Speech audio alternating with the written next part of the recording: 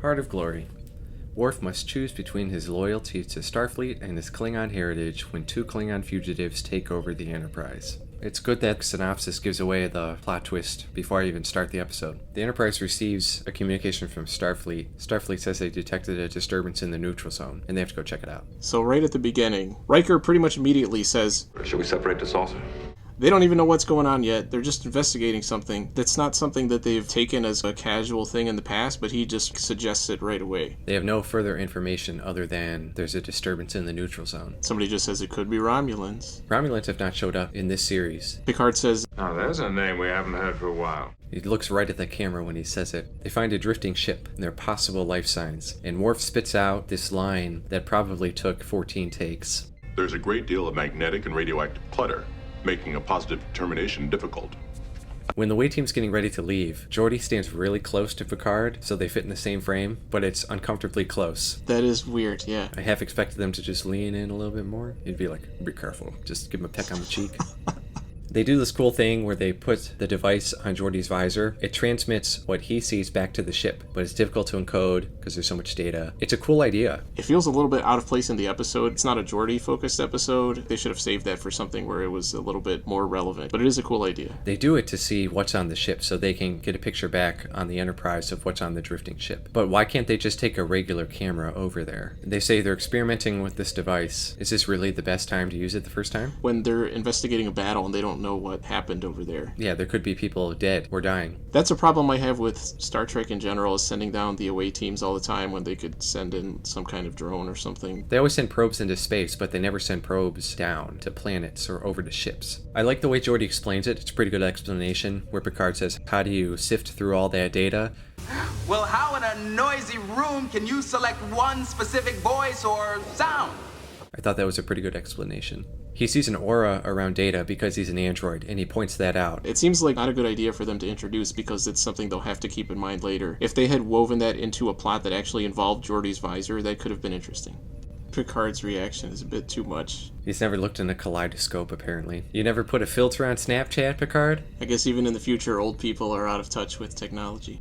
Geordi can see the structural weakness in the bulkhead. He can even give a time frame of how long until it ruptures. That would come in handy a lot in many other situations. When they're figuring out how to best navigate through the ship, Data says, "All routes are equally dangerous, sir.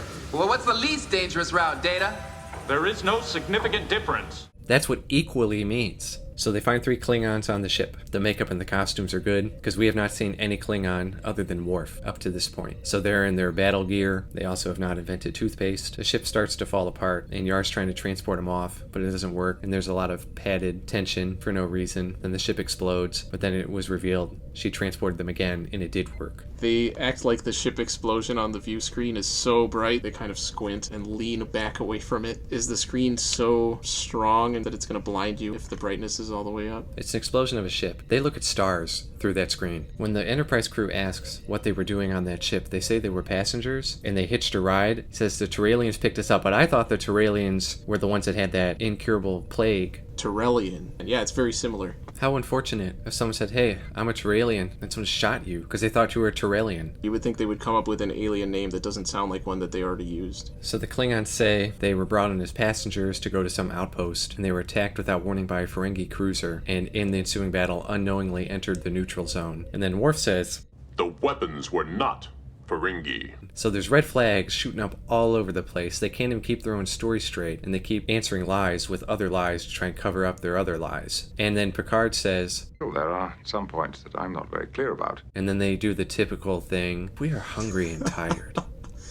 The third member of their crew is dying, so Beverly calls them all down to sickbay. They do the death ritual. It was really good camera work and really good music. It really builds up the tension for that scene because you don't know what's going to happen. It puts you in the place of the crew because they don't know what's going to happen either. And then they don't even explain it in that scene, which makes it work even better because then you're asking the question, what was that?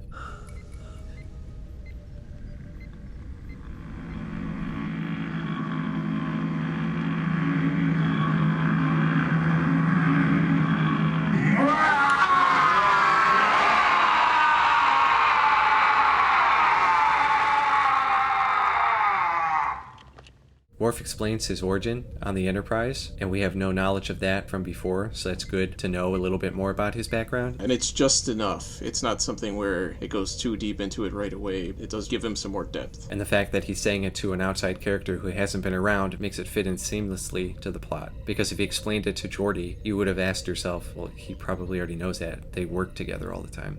The two Klingons reveal what actually happened on the ship, and the vessel they destroyed was actually sent to bring them back, because they're renegades. The Federation-Empire alliance is bullshit. They want to get back to living a true Klingon life. They tell this all to Worf directly, and then they ask Worf, hey, can you show us around the ship? And he goes, yeah, okay. What Worf is really feeling about the whole situation, and how strongly he's being pulled over to their side. A little too ambiguous as to exactly how you're supposed to interpret some of this stuff. I thought it was insulting that the Enterprise crew thought he was considering going to their side. This is the first time outsiders have witnessed the Klingon death ritual, and the howling is a warning for the dead, letting them know that a Klingon warrior is about to arrive. I thought that was really cool. It's awesome. We really get the first instance of Klingon music motifs. It's this very percussive, almost tribal music, because they're a warrior race.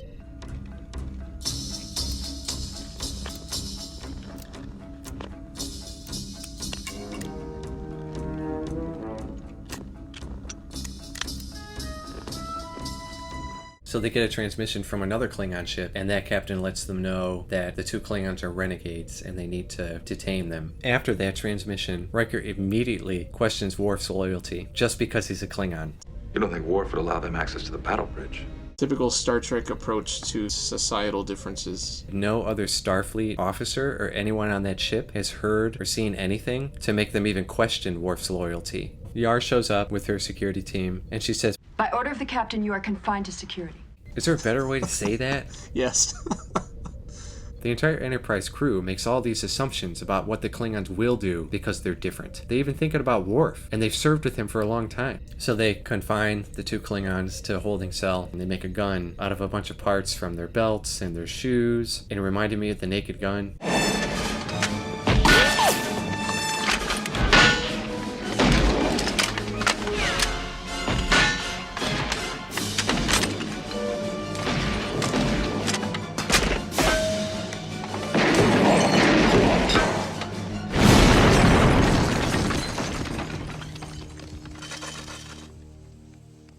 There's a guard outside the whole time they're putting that gun together, and he can't hear all those clicky sounds. He can't hear their eyes shifting back and forth. A short phaser fight is handled really well. Most of the time when scenes like that come up, they're handled somewhat clumsily. It's just people shooting at each other and cuts back and forth until people get hit. But I feel like this episode handles it really well. I just wish they'd gotten a gun that didn't look like it was made out of Legos. So they take out the one, and the other one runs to main engineering, and he threatens to shoot the core and blow up the whole ship. And he tries to talk Worf into joining him, and Worf says no. And then Worf gives a pretty rousing speech, which really solidifies what kind of character Worf is. The true test of a warrior is not without, it is within.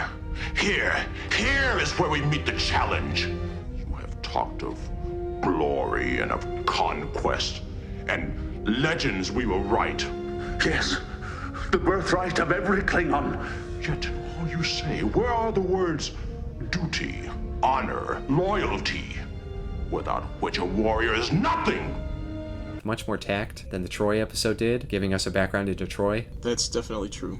When the last renegade falls, the weight of him alone is enough to shatter the glass walkway. And crack the one that he lands on underneath. That's not very good structural integrity. I hope nobody trips or does a small hop or is carrying something heavy on it. And it's not even tempered glass. It's plate glass. Safety is our primary concern. Yeah, bullshit. I wouldn't be surprised if the warp core is surrounded by paper mache or something. So they do the death ritual again, where Worf holds his eyes open and he does a howl, and I really like the camera work they do for that and the way the sound echoes.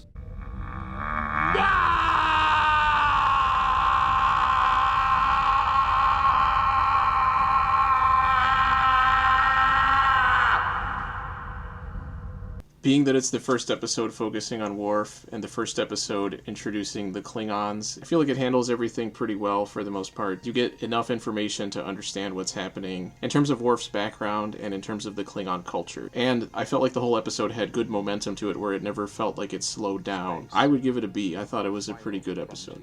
I thought it was really solid. I thought the writing was excellent. I thought they handled the background of Worf really tactfully and made it work and made it fit without it being too much exposition for no reason to characters that don't matter. I would give this one an A-. That's pretty high. Maybe it's just a sandwich I ate for lunch. It was really good. I'm in a really good mood. I thought everything in this one gelled together really well, and it sets up a lot more for what we can expect from Worf. And we know what kind of character he is. We know how he relates to others. We know what he's thinking. We have a little more insight into his character, whereas before we had next to nothing. That's true. And it did it better than Troy in her episode. I even think it did it better than Data in his episode, because even in Data's, you had some unanswered questions, but not in the good way. And for Troy, it didn't make me more invested in Troy as a character. And Riker's episode, the Bynarr one, you can't really go much deeper into his character at this point because it doesn't seem like there's anything there. Worf seems like he has a lot more to offer. The earlier episodes had better stories to them. This is a good character episode, but I feel like previous episodes have been more engaging in terms of what's actually happening in the episode. I guess it depends on what kind of viewer you are, if you want to get more invested in the characters as a longevity thing, or if you want to just be invested in the story at hand.